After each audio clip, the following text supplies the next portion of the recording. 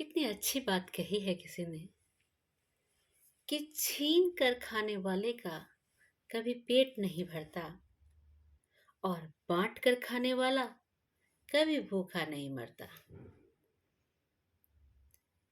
मैं पुष्पलता राय आज आपको एक ऐसी कहानी सुनाना चाहती हूँ जो कि हमें एक खूबसूरत सी प्रेरणा देती है।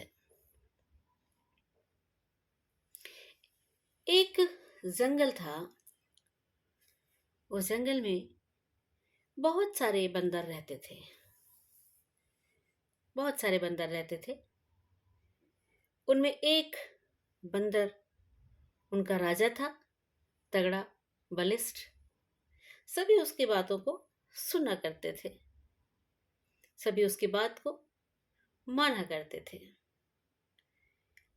एक बार जिस झरने के ऊपर उनका बसेरा हुआ करता था, वहीं पर उन बंदरों को पता चला कि एक बड़ा ही खूबसूरत सा बगीचा है और उस बगीचे में एक खास किस्म का फल लगा हुआ है। कुछ बंदर गए, उस बगीचे में से फल तोड़कर लाए, उसे खाया। पहले उन्होंने राजा को दिया और उसने भी खाया। फल बहुत मीठा था, बहुत ही मीठा। तो उसने उन बंदरों से पूछा कि वहां कितने पेड़ लगे हुए हैं। उन्होंने कहा पूरा का पूरा बाग है जिसमें ये ढेर सारे भरे पड़े हैं। तो बंदर ने, जो राजा बंदर था, उसने अपने सभी अधीनस्थ बंदरों को बोला कि आप सब जाओ और वो जो जंगल जो झरने के पास है, उसमें इस तरह के जो पेड़ लगे हैं जिस पर ये फल लगे हैं, उन्हें पूरी तरह से खत्म कर दो। बंदरों ने राजा बंदर से कोई सवाल नहीं पूछा। वो गए और धीरे धीरे करके पूरा बाग उन्होंने खाली कर दिया फल से। एक घोंसला था, घोंसले के पीछे एक आम छूट गया था। वो आम था, वो फल जो था वो आम का था। तो वो आम का एक फल छूट गया था और हवा की तेज रफ्तार से वो एक दिन गिर गया, झरने से बहते हुए नदी में चला गया और नदी से निकलते हुए वो इंसानों की बस्ती में चला गया। इंसानों के राजा वहां पर नदी स्नान करने के लिए आए थे। उन्होंने उस फल को उठाया और अपने मंत्री को दिखाया। पूछा, ये क्या है? ये कौन सा फल है? उसने कहा, महाराज, इसे आम कहते हैं। ये बहुत मीठा होता है और बहुत ही स्वादिष्ट भी होता है। आप इसे खाइए, आपको अच्छा लगेगा। राजा नहा धोकर स्नान करके निकले तो उन्होंने, जो अपने अधीनस्थ मंत्री और कर्मचारी थे, उनको बोला कि आप लोग पहले इस फल को खा कर दिखाइए। उन्होंने फल खाया। फल बहुत अच्छा था, मीठा था। जब राजा ने देखा कि हाँ, सब खा रहे हैं, तो वह संतुष्ट हो गए और फिर उन्होंने उस फल को खाया। वो आम उन्हें इतना स्वादिष्ट लगा, इतना स्वादिष्ट लगा। उन्होंने कहा कि अपने मंत्री को और अपने कर्मचारियों को आदेश दिया कि वो झरने के पीछे के वाले उस जंगल में जाएं और वहां जितने भी आम लगे हुए हों उनको तोड़ कर ले आएं, क्योंकि आम तो खाली हो चुका था और सिर्फ एक बचा था जो वहां तक पहुंचा था। तो सैनिक, कर्मचारी, मंत्री सभी वहां पर पहुंचे। वहां देखा कि बाग तो बिल्कुल खाली है। उन्होंने देखा बाग पर बहुत सारे बंदर हैं, पेड़ों पर बहुत सारे बंदर बैठे हुए हैं। तो राजा के आदेश पर उन्होंने बंदरों को मारना शुरू कर दिया कि इन्होंने ही जो है इस फल को खा लिया है। उन्होंने उसे मारना शुरू किया। कुछ बंदर भागे भागे राजा बंदर के पास पहुंचे। उन्होंने कहा कि इस तरह की स्थिति वहां पर हुई है और इंसानों के जो राजा हैं उनके कर्मचारी और उनके मंत्री वहां पर आए हुए हैं और वो वहां पर कोई फल ना पाकर बंदरों को मार रहे हैं। तो वो जो राजा बंदर था उसने कहा इसीलिए तो मैंने कहा था कि वहां पर एक भी फल बचने ना पाए, वरना इंसानों को पता चलेगा तो वो यहाँ पर पहुंच जाएंगे। खैर, अब तो जो होना है वो हो चुका।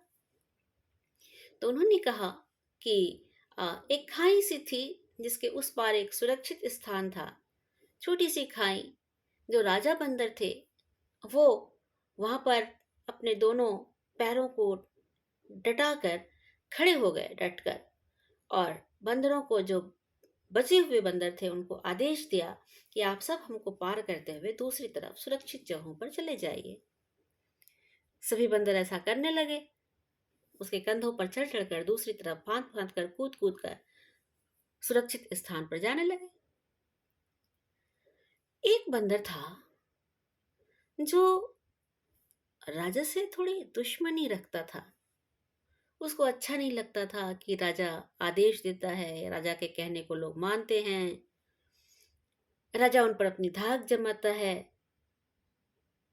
तो उसने क्या किया, एक नुकीली सी लकड़ी उठाई, बहुत शार्प थी वो, और फिर वो राजा के कंधे पर चढ़ा और जैसे ही पार उतरने को हुआ, वो उसने नुकीली सी जो लकड़ी थी उसके पेट में घुसा दी, और पार हो गया। उसको पता था कि अब राजा मर जाएगा। उसके बाद दो चार बंदर थे। राजा फिर भी गिरा नहीं। दो चार जो बंदर थे उनको कहा कि नहीं, तुम हमें मत देखो, तुम क्रॉस कर जाओ, पार कर जाओ और चले जाओ सुरक्षित स्थान पर। वो चले गए और फिर उसके बाद बंदर गिर पड़ा खाई के अंदर। राजा कहीं दूर बैठे हुए इस घटना को देख रहे थे, प्रत्यक्ष रूप में देख रहे थे। उन्हें उस राजा बंदर के ऊपर बड़ी दया आई। उन्होंने मंत्रियों से कहा कि किसी भी तरह से उस बंदर को बचाया जाए और मेरे पास लाया जाए। मंत्री और सैनिकों ने भरपूर प्रयास करते हुए उस बंदर को वहां से निकाला और राजा के पास ले आए।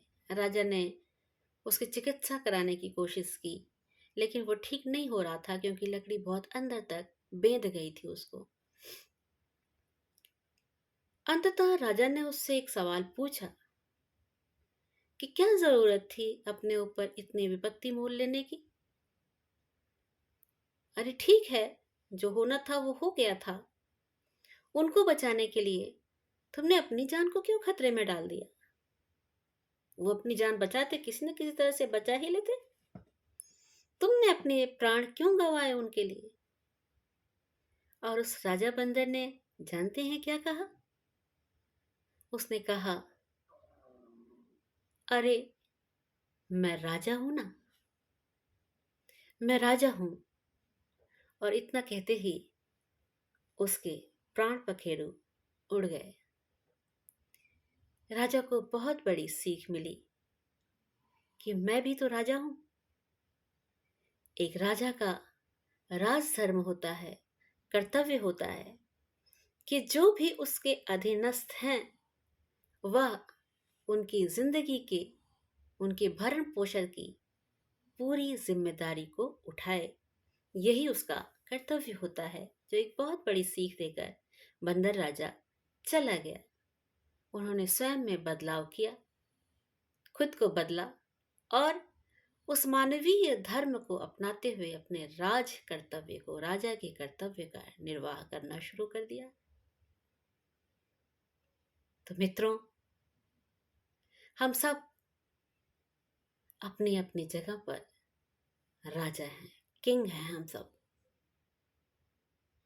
हमारे इर्द गिर्द जो निरीह लोग होते हैं जो निरीह प्राणी होते हैं, जो स्वयं को सही तरह से देख नहीं पाते हैं,